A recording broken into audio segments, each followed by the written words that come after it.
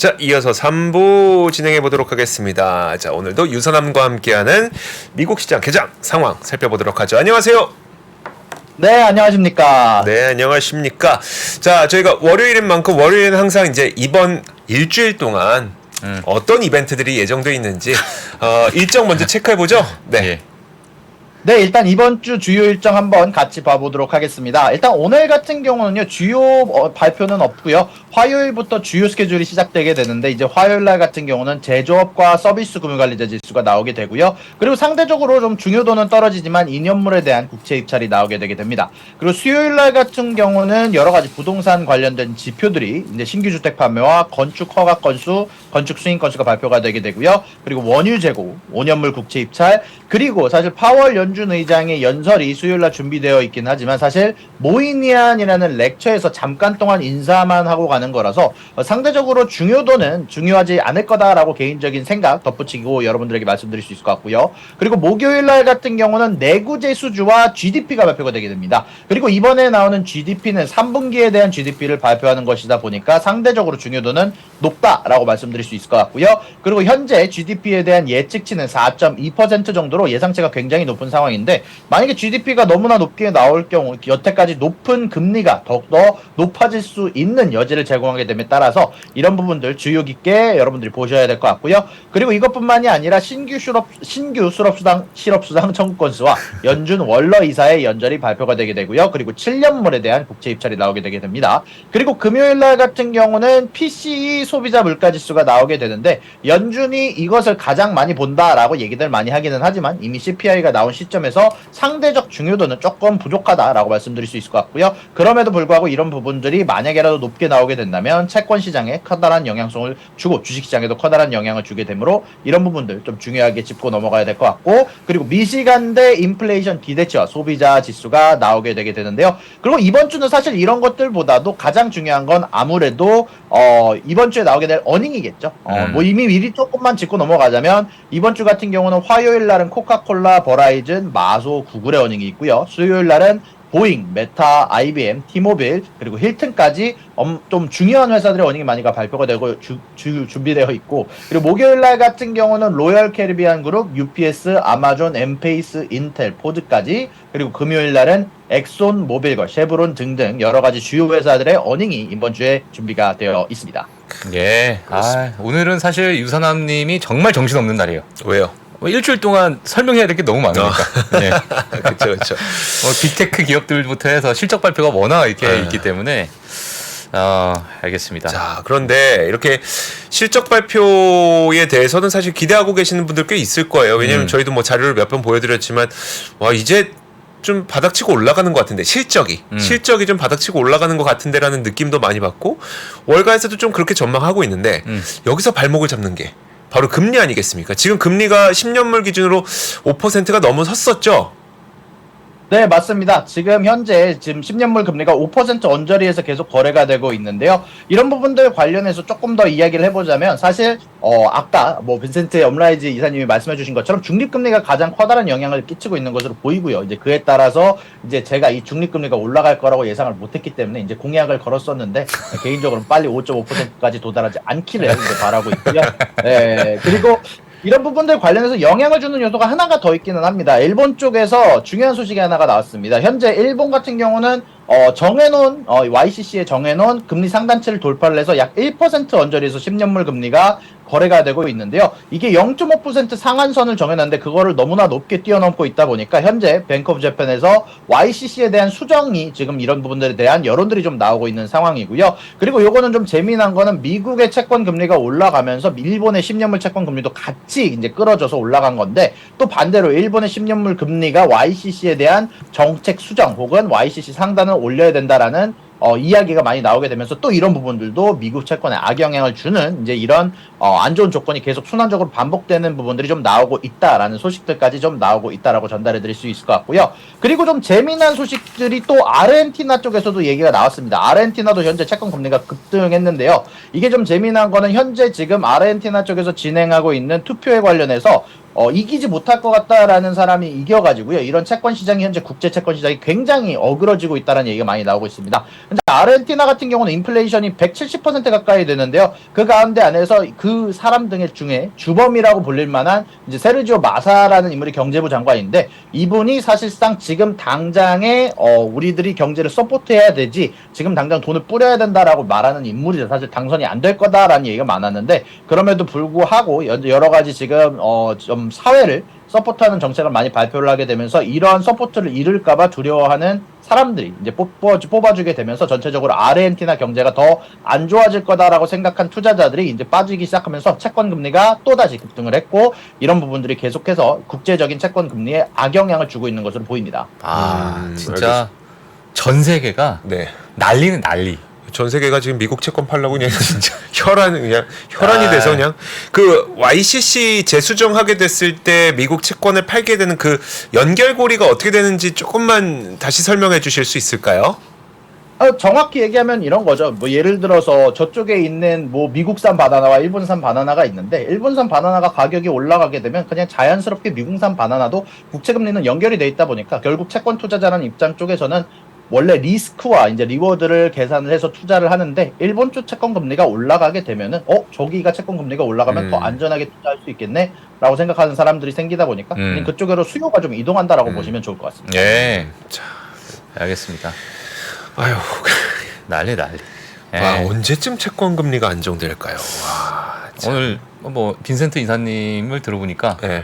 안 올 것 같기도 하고. 안 올 것 같아 영영.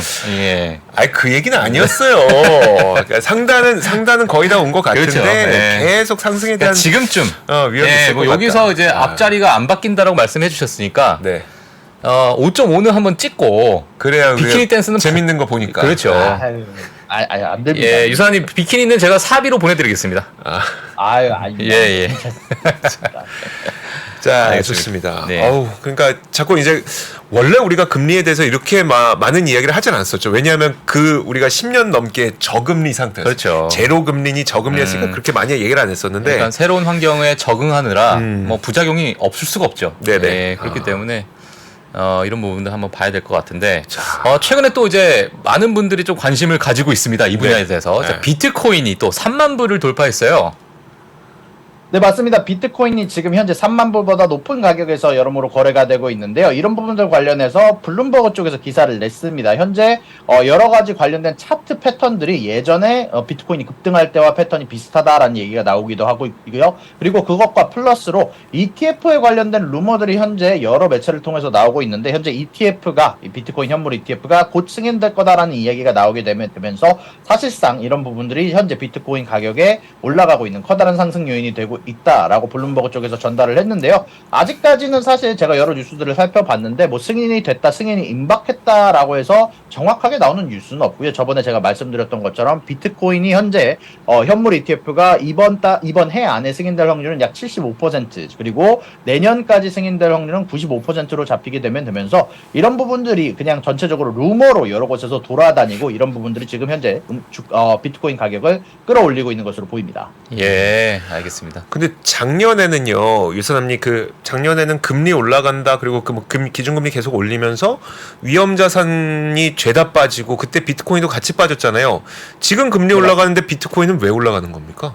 안전자산. 일단은 제가 봤을 때는 그냥 많이들 그렇게 얘기하는데 안전자산이라고 보기는 좀 어려운 것 같고요. 사실 저는 이제 달러 값어치가 올라가게 되면 비트코인 가격은 좀 떨어져야 된다라고 생각을 하는데 그 달러 값어치가 지금 올라가는 것 중에 비트코인이 올라가는 건 딱 하나밖에 없다라고 생각을 해요. 현재 지금 ETF 관련돼서 여러 루머들이 쏟아져 나오고 있고 현물 ETF가 승인이 되면서 기관들의 자금이 비트코인으로 이제 같이 흘러갈 가능성을 염두에 두고 다들 투자를 하시고 계신다라고 생각이 좀 들고요. 아무래도 이제 몇몇 분들이 이제 제 채널에서 얘기를 하기로는 이제 전쟁 때문에 이제 달러도 매력적이지 않고 뭐 위안화도 매력적이지 않고 그런 상황에서 금 대신 이제 선택할 수 있는 수단. 금은 결국 스태그플레이션 때만 올라갈 수 있으니까 얘기해 주신 것처럼 안전자산의 수단으로 올라가는 걸 수도 있다라는 얘기는 나오고 있지만 저는 아직까지는 사실 그 정도까지 비트코인이 평가받는다고 생각하지는 않고요. 그럼에도 불구하고 지금 현물 ETF라는 것에 대해서 추가적인 기관들의 자금이 들어올 수 있다는 것. 그리고 SEC에서 이 비트코인에 관련된 접근 방법 자체를 예전처럼 뭐 고소 쪽으로만 가는 게 아니라 법정 공무원 쪽으로 가는 게 아니라 이제는 조금 그쪽에서 바꿔서 이번에 리플사의 임원들도 고소 취하를 한 것처럼 이런 부분들이 조금 비트코인이 상승하는 데 커다란 요인이 되고 있다라고 생각이 좀 드네요. 알겠습니다. 사실 저는 개인적으로 네. 비트코인으로 할 수 있는 게 없잖아요. 사실 페라리 사는 거? 그것도 페라리도 받겠다고 한 거지 지금 그렇죠. 가서 살 수 있는 건 아니잖아요. 그러니까요. 아니, 그러니까 이 암호화폐라는 거 자체가 네. 또 ETF라는 거 자체가 뭐 탈중앙화는 이미 떠나간 배고 이건 탈중앙화는 뭐 이미 안 그쵸. 예. ETF를 출시하는 거 자체가 이미 그건 그게 아니니까. 중앙 집권적이니까. 그러니까요. 네. 일단 뭐 그것도 그렇고 암호화폐로 이거를 지금 뭘 할 수 있을까? 미래에도 뭘 할 수 있을래나 이걸로?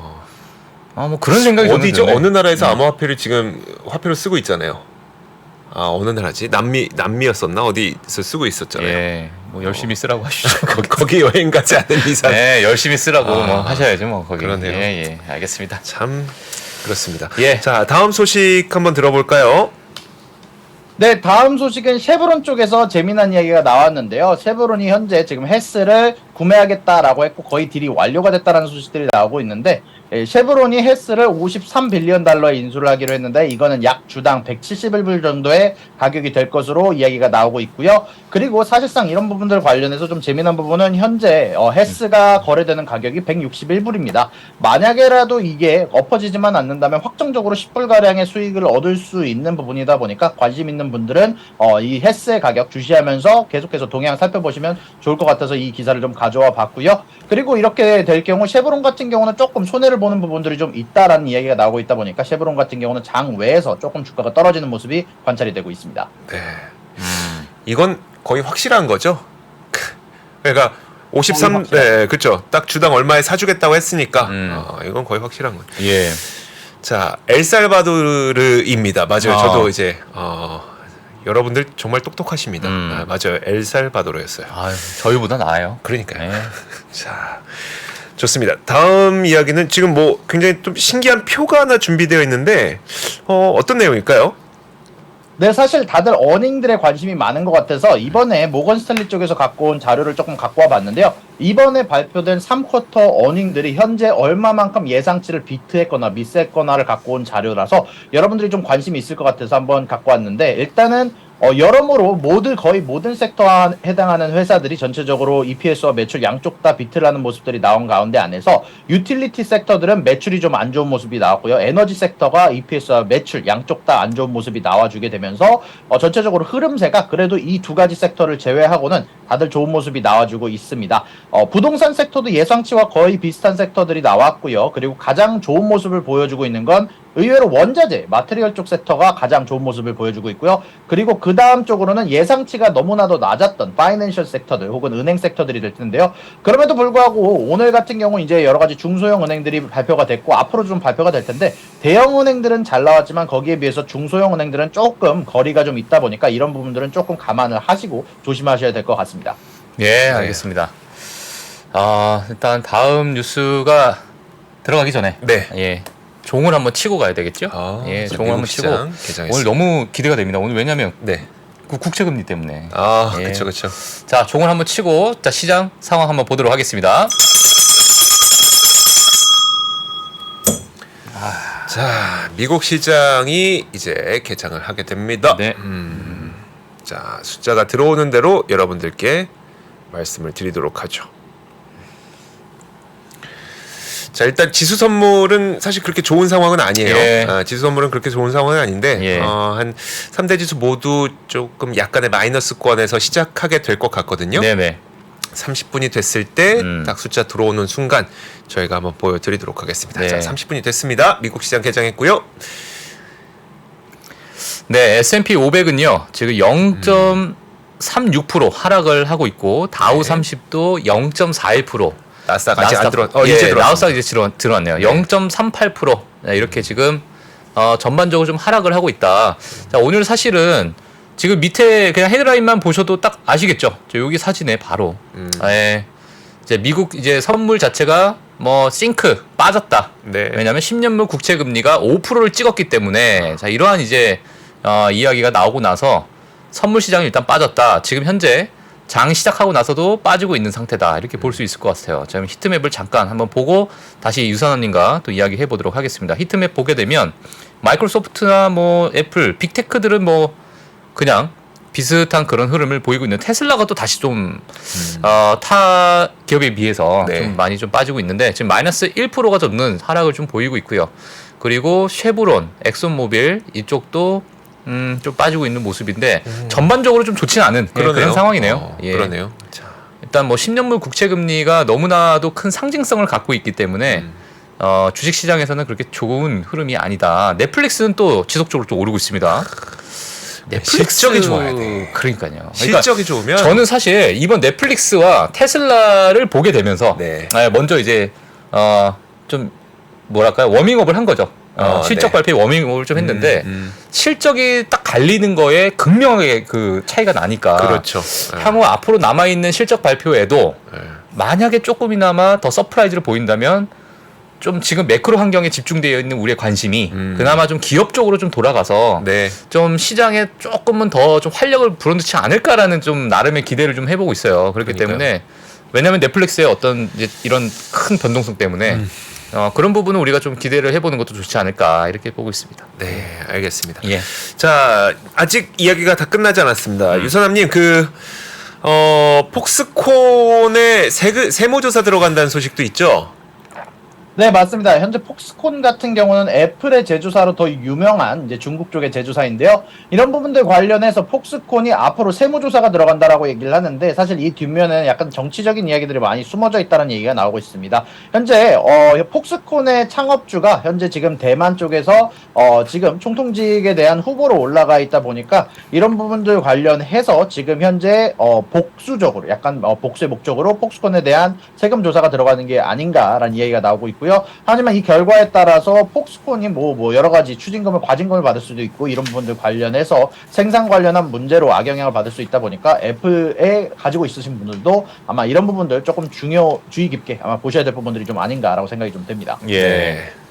뭐 다행히 다행인지 모르겠네요. 11월 초니까 실적 발표가 애플은 예, 그 전에 이런 약간의 이슈가 되는 네. 뉴스가 좀 많이 나오고 있습니다. 구글이 또 일본에서 반독점 위반 조사를 받고 있습니까, 지금? 네, 현재 EU에 이어서 미국에 이어서 일본 쪽에서 반독점 관련한 위반 여부를 조사를 받는다라고 얘기가 나오고 있는데요. 현재 이런 부분들은 이제 스마트폰 제조사를 상대로 이제 제품을 출하를 할 때 검색 엔진을 무조건 구글로 만들지 않았나라는 부분에 대해서 압력에 대해서 조사를 한다라고 얘기가 나오고 있고요. 또한 스마트폰 바탕화면에서 구글이 상대 경쟁사들보다 높은 위치의 어플리케이션이 나오게 될 수 있도록 이런 부분을 통해서 현재 다른 경쟁 업체들을 쳐내지 않았나 자신의 점유율 관련해서 구글이 현재 일본 시장에서 검색 시장 점유율 70%를 웃돌고 있는데 이런 부분들 관련해서 불법적으로 너무나 자신의 지위를 남용하지 않았나라는 부분에 대해서 조사가 들어간다라고 얘기를 하는데 구글은 이미 EU와 미국에서 반독점 관련 조사를 받았고요. 그리고 현재 미국에서는 9월부터 이미 반독점법 위반 여부를 가리는 소송이 진행 중이고 유럽 쪽에서는 이미 2018년에 똑같은 부분에 관련해서 43억 유로에 해당하는 벌금을 받은 만큼 이번에 일본에서도 받을 가능성은 굉장히 높다라고 보는 게 맞는 것 같습니다. 예, 알겠습니다. 알겠습니다. 예, 지금 뭐 알파벳 구글을 보게 되면 마이너스 0.19% 정도 예, 뭐 하락을 했는데 이 뉴스가 아직은 뭐 그렇게 크게 뭐 작용하지 않는 그런 모습이지만 향후 또 우리가 또 지켜봐야 될 그런 부분인 것 같습니다. 자, 다음 뉴스는 디즈니인데요. 디즈니가 지금 인도에서 케이블을 팔려고 하는 건가요? 뭘 팔려고 하는 건가요? 지금 근데 그 판매 절차가 거의 완료가 되고 있다고요? 네, 현재 블룸버그와 로이터 쪽에서 보도를 한 내용인데요. 현재 디즈니 같은 경우 인도 쪽에 있는 스트리밍 사업부를 팔려고 한다는 얘기가 나오고 있는데 이런 부분들 관련해서 거의 대부분에 해당하는 이제 오퍼레이션을 판다라고 얘기가 나오고 있는데 릴라이언스라는 회사에서 그런 섹터들을 10 빌리언 달러에 해당하는 금액을 주고 살 거다라는 얘기가 나오고 있고요. 이런 부분들은 이미 뭐 밥 아이거 회장이 취임하게 되면서 이제 허리띠를 졸라매겠다라고 얘기를 한 부분에 일환이 되는 것으로 보이고 있습니다. 네. 자, 마지막으로 저희 개별적인 어떤 작은 소식들 네. 부탁드리겠습니다. 네, 현재 지금 시장 중에서 장외에서 좀 많이 떨어지고 있는 회사들이 보이게 되는데요. 음. CRM과 체그, 길랩 이 세 가지 회사에 대해서 평가 하향 조정이 나왔습니다. CRM 같은 경우는 파이프샌들러에서 268달러에서 232달러로 목표 주가를 조정을 했고요. 체그 같은 경우는 모건 스탠리에서 13달러에서 10달러로, 길랩은 키뱅크에서 65달러에서 57달러로 개별 기업들로 일단은 지금 목표 주가 하향 조정이 들어갔다라고 얘기가 나오고 있습니다. 예. 지금 지금 이 기업이죠. CRM, 네. 세일즈포스. 세일즈포스. 네. 알겠습니다. 네, 일단 뭐 주가는 뭐 다 네. 비슷하네요. 최근에 성장 조정이 쫙 올라오다가 네. 한 두세 달 정도 한 7, 8월 고점 네, 찍고 거의 뭐 비슷한 그런 흐름을 좀 보이고 있기 네. 때문에 알겠습니다. 유산아님 이번 실적 발표 뭐 개인적으로 좀 어떻게 보십니까? 일단은 뭐 아까 말씀드렸다시피 실질적으로 골드만삭스에서 나온 뭐 데이터들을 봤을 때 일단은 빅테크들은 어닝들을 비트할 가능성이 높다라고 생각하고 아마 대부분의 투자자들도 그럴 거다라고 선반영이 되어 있다라고 생각을 되는 가운데 안에서 개인적으로 생각했을 때는 이런 빅테크들의 실적이 좋지 않으면 이제 그때가 문제가 되는 거지, 실적이 좋으면은 사실 시장에서는 그냥저냥 받아들이지 않을까. 넷플릭스처럼 갑작스럽게 막 어닝이 이제 예상치보다 이제 구독자가 많이 잘 나온 경우가 아니라면 개인적으로는 주가가 크게 상승한 일은 조금 많지 않지 않을까라고 생각이 좀. 그러니까 실적이 좋으면 그냥 이 정도. 그래 잘했네. 조금 안 좋으면 에라이 그냥 약간 이런 느낌이에요. 그냥 죽어라 이런 식. 예. 그런 거죠? 그렇게 생각하신다는 네, 거죠? 맞습니다. 네, 제가 맞습니다. 표현을 잘 나와도 평타라. 라고 생각이 듭니다. 그러니까 잘 잘 나올 나와도 거도 평타. 이미 다 반영돼 있다. 잘 나올 줄 알았어. 그래, 잘했어. 잘했어. 주가 뭐 0.5% 그래. 상승 끝. 못 나와봐. 그냥 그냥 이제. 그냥 쏟아붓는 거죠. 알겠습니다. 자, 오늘 유선남님하고 주요 뉴스들 한번 살펴봤습니다. 오늘도 이제 보내드릴까요? 네. 자, 오늘도 재밌는 이야기 고맙습니다. 네, 오늘도 수고하셨습니다. 네, 감사합니다. 저는 이제 조만간 쇼핑을 해야 될 것 같습니다. 무슨 쇼핑이요? 유산님 비키니 쇼핑. 엑스라지 사이즈로 5.5 간다. 네. 5.5 간다. 가지 않을까. 이런 생각이 좀 들기도 하는데. 큰일 났네. 근데 예. 솔직히 보는 것도 약간 두려워요. 그러니까요. 아니 근데 사실 그냥 우리 그냥 툭 얘기해서 네. 좋은 게 하나도 없어. 네. 지금 좋은 게 하나도 없는 네. 그런 시장이다 보니까 정말 실적 하나 그냥 바라보게 되는 그러한 그렇죠. 시점이 아닐까 이런 생각이 드네요, 정말로. 그러니까요. 참 그렇습니다. 지금 네. 테슬라는 한 3% 정도 빠지고 있고 그 유가도 조금씩 계속 좀 밀리고 있거든요. 그러다 예. 보니까 쉐브론을 비롯한 정유 업체들도 좀 하락하고 있고 조금 전 말씀드렸던 그 폭스콘 그 세무조사 들어간다는 것 때문에 애플 한 1.2% 빠지고 있고 자 그렇습니다. 예. 이런데 올라가는 기업들은 헬스케어 기업들. 그렇죠. 자, 화면 한번 마지막으로 저희가 보고 보도록 하겠습니다. 사실 지금 유산남님도 그렇고 저와도 이주호 기자님이 초반에 우리 뉴스를 갖고 온 게 거의 다 지금 시장에 나온 뉴스를 저희가 보는 것이기 때문에 그렇죠.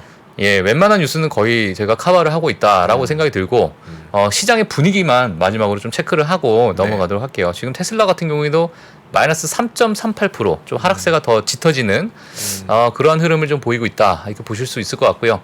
자, 오른쪽 상단에 보게 되면 헬스케어 섹터인데 헬스케어 섹터가 늘 이런 시기에 네. 방어적 성격을 좀 가지고 있기 때문에 빛을 발하죠. 그렇죠. 2022년 때도 그랬거든요, 사실. 그래서 이런 부분에 대한 어떤 포트폴리오, 어떤 어느 정도 좀 비중 갖고 있어도 되지 않을까. 좀 머크에 대한 또 최근에 이제 뱅크 오브 아메리카에서 머크에 대한 의견을 또 매수 의견을 내면서 네. 뭐 강한 파이프라인을 갖고 있다. 그래서 좋은 의견을 좀 냈거든요. 그래서 주가도 보게 되면 이게 지난 2022년이에요. 2022년에 이런 이제 흐름을 크게 뭐 보여줬던 그런 또 기업이기도 하고 좀 지금도 어느 정도 뭐 박스권 내에서 2022년 다 힘들다고 할 때 머크는 이렇게 올라갔어요. 그러니까요. 근데 지금 뭐 괜찮았던 헬스케어 업종들은 물론 이제 뭐 코로나 여파에 따른 여러 실적이 좀 반영이 되면서 좀 올라갔던 기업들도 있지만 뭐 에브비 같은 경우에도 한번 뭐 볼까요, 그냥? 이거는 여기가 이제 2022년이네요. 이때가. 그래도 뭐 나름 또 선방했던 그러네요. 예, 그런 흐름을 좀 헬스케어에서 많이 보여주고 있기 때문에 모르겠어요. 이게 국채 금리가 또 올라가게 되고 또 방어적인 성격을 갖고 있는 섹터가 또 힘을 받게 되는 그러한 시기인가라고 봤을 때 한번 봐야겠습니다. 그러니까요. 예. 아니 애플이 또 지금 마이너스 1.4%까지 좀 하락을 또 하고 있습니다. 자, 그래도 시간 뭐 아직 초반이니까 저희가 뭐 가타부타 말씀을 못 드릴 것 같아요. 어쨌든 뭐 장중에 일어나는 여러 가지 사건들, 뉴스들 이런 거에 따라서 언제든 장중 분위기는 바뀔 수가 있는 건데 예. 초반 분위기는 그렇게 썩 좋은 편은 아니다. 예. 이렇게 얘기를 전해드리도록 하겠습니다. 그리고 국채 금리도 아직 뭐 5%를 다시 뛰어넘진 않았는데 10년물 기준으로 한 4.969 정도 되니까 969 야. 그렇게 뭐 안심할 만한 수준도 아니기도 하고요. 예. 그렇습니다. 자, 저희 여기서 인사를 네. 드리겠습니다. 저희는 내일 또 올 테니까요. 오늘 뭐 좋은 밤 보내시겠죠? 쉴 수 네, 있겠죠? 예. 네, 저는 좋은 밤 보내시고 네. 내일 만나 뵙겠습니다. 네. 고맙습니다. 네, 내일 뵙겠습니다. 감사합니다.